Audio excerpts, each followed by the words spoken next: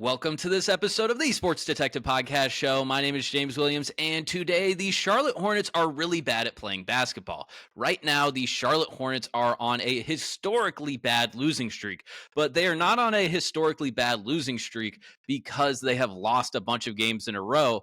They've actually just lost 4 games in a row, but specifically the last 3 games they have lost in humiliating blowout fashion. So as you guys can see on your screen right now, the Hornets have been historically bad, losing their last 3 games by a combined 131 points, 53 to the Blazers, 42 to the Kings, and 36 to the Warriors. It's the worst 3-game stretch in NBA history. Now, I will add this note, guys. If you actually add in the 4th loss on this losing streak, which was to the Nuggets, they lost by 14 in that game. If you add that game on, it's also the worst 4-game losing streak in NBA history. The Charlotte Hornets are one of the worst teams in the NBA. They have been absolutely pathetic for most of this year. And this led Lou Williams on his show, Run It Back, that he does with Chandler Parsons and Michelle Beadle, and DeMarcus Cousins was also on that show today.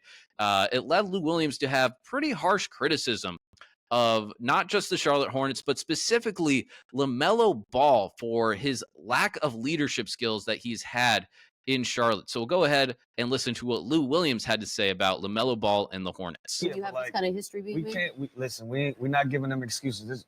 This is led by the same person that we were rooting for two to 3 weeks ago to be an All-Star. Right. You know, so if you lose a game by 53, then you follow that up with a 42, and then you follow that one up with a 36. That's a lot. Nah, ain't like, where's the pride? Like, everybody got to share responsibility in how bad this is. You know what I mean? If you lose a game by 50 points, that next game, everybody has had a bad night in the league. Right. Every single person. You lose a game by 50 points, you be damned if you lose by 50 the very day. No, that's unheard of. That's out the window. And you follow that up with a 42. Like, that's not you. They just not even competing. That ain't even.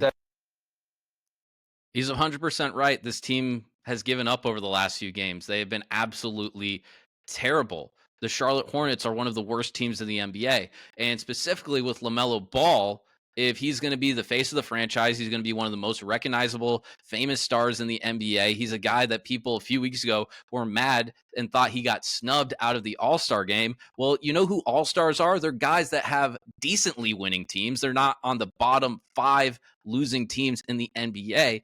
And hey, man, it's LaMelo Ball. It's year 5. It's time for you to step up. It's time for you to start winning basketball games. It's time. It's time. You're making $35 million this year. You're playing on a $200 million extension. It is time for you to step up and not just have cool highlight videos and to put up a bunch of cool stats that look good on Twitter. It's time to start winning basketball games, just like Lou Williams said.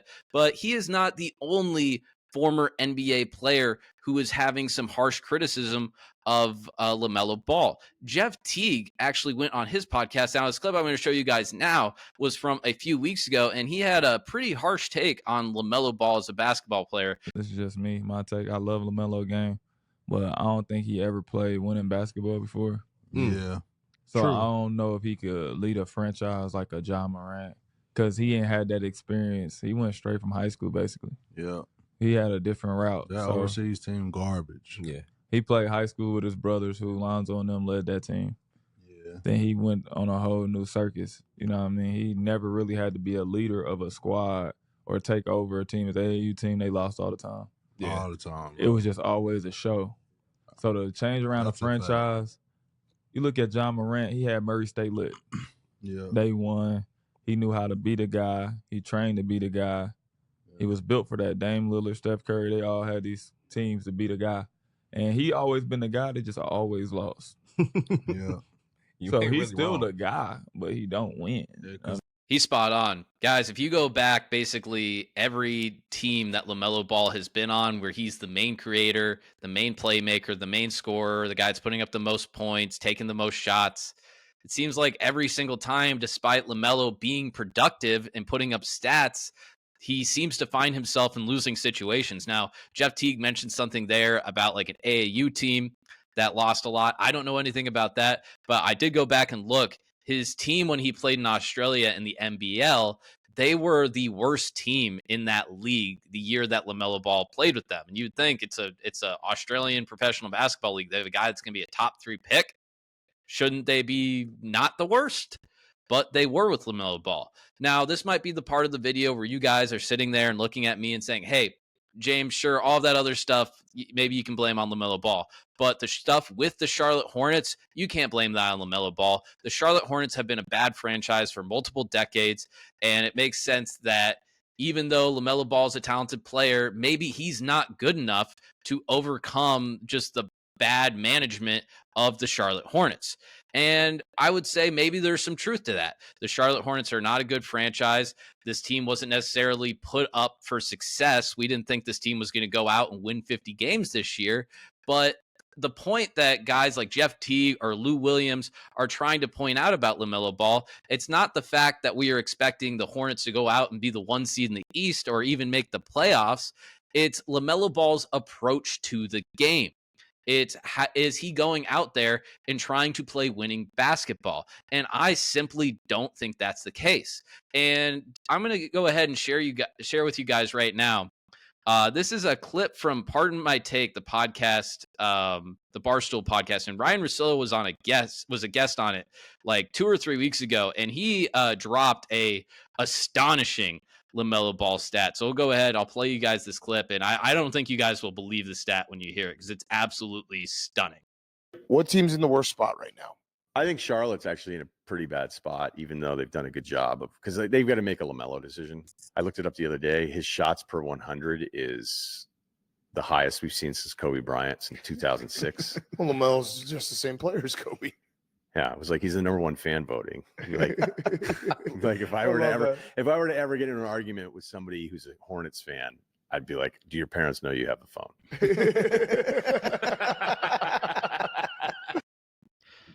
Guys, to remember, that's insane. That was the season that Kobe Bryant attempted 27 shots per game. That was the season that Kobe Bryant averaged 35 points per game. But Kobe Bryant's team won 45 games. And Kobe Bryant had to do that because he didn't have teammates around him that could score. That was probably one of the least talented Laker teams that Kobe Bryant ever played on in his prime. So that's what we're trying to get at here. LaMelo Ball, his approach to basketball, he's just going out there and he's just doing his own thing. He's just chucking up shots. Yeah, sure, he'll drive and penetrate and get assists to a guy in the dunker spot or kick out guys to the threes, but he really only cares about, or that's what it seems a lot of times. Hey, if I get my numbers and I create some cool ass highlights where I'm crossing a dude over or I'm throwing somebody a lob, then I'm all good. I'm not going to be that devastated if we lose. And to kind of give a little bit more of a breakdown to LaMelo's approach to the game, I'm going to go ahead and share with you guys. This is going to be like a minute and a half segment from the Bill Simmons podcast, where Ryan Russillo, again, is a guest on that. And he kind of does a little bit more of a breakdown of LaMelo Ball as a basketball player. So now we'll listen to this and then we will react again. LaMelo Ball, where is Gil? Where are you? Really high. Also, I forgot to mention this was recorded in like December, by the way. You're high. He's averaging 30 a game.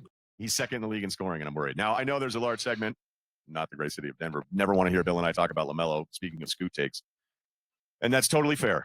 I didn't like the Australia footage. Don't know how many times I can say it. Having said that, he's an incredibly talented guy at that size. The passing, I talk about all the time, like his size, the start again thing is just stupid. But when I watch the games and I see, like, he took 35 the other night, and I'm like, you know what's not a good shot is a 1 foot 3 from 30 feet out with 16 seconds left in the shot clock. And I think when you're allowed to just do that forever, because he is their attraction, he is kind of the Trae Young thing in Atlanta, where this may not be great, but the kids love him.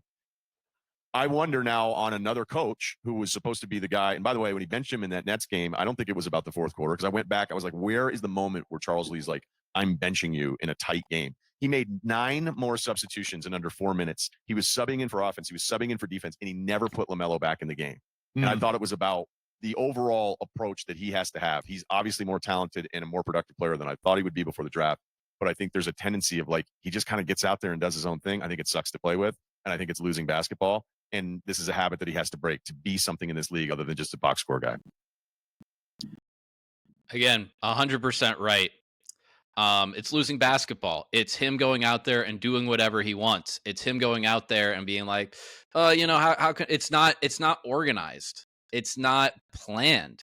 And that's just kind of like the thing with LaMelo Ball. These things, these habits that he's developing from being on losing team after losing team, where game after game after game doesn't matter. These are just bad habits that he's developing. And it's going to get to a point you're like, hey man, bad habits are really hard to break. For example, I have my sleep schedule all screwed up now. I keep staying up later than I want to, and it's making me sleep in longer than I want to. I got to figure out a way to break it. It's a hard, bad habit to break. And that's the same thing with LaMelo Ball in his approach to basketball. And what's really kind of something here with LaMelo, like, when's the last time he's played in a serious basketball game? When's the last time he played in a basketball game that has stakes?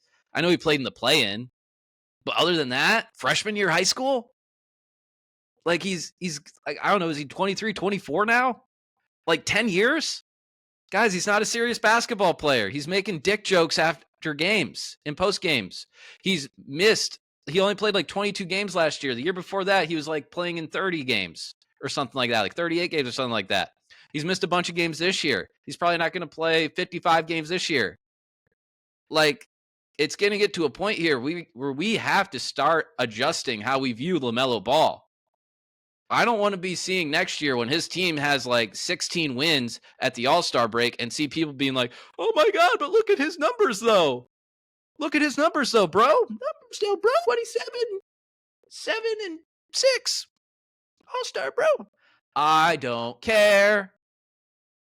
Guys, he's got bad habits. He's got to break them, and he's got to start playing winning basketball. And hey, man, say what you want, but that year that they made the play and he was playing winning basketball. He was playing more unselfishly. He was listening to James Borrego. And it was probably a huge mistake that the Hornets fired Borrego because they brought back in Sean Clifton and this guy, Charles Lee. And it seems like neither of these guys are getting through to him. And that's kind of the concerning thing. Who's going to be the guy that gets through to LaMelo Ball?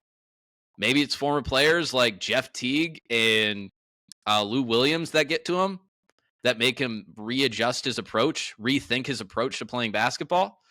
But if he's going to be taking as much shots as Kobe Bryant did during his 2006 season, the Charlotte Hornets aren't going anywhere anytime soon. And again, maybe he can break the bad habits. Maybe he can improve from this very dark spot that the Hornets are in right now. For example, last year, the Pistons looked like they were in a terrible spot. They looked like they had no good pieces. We didn't know if Cade Cunningham was actually a valuable franchise piece. But this year, Pistons are going to make the playoffs. You know, it can turn around pretty fast. And the question is, will they do that in Charlotte? I'm unsure.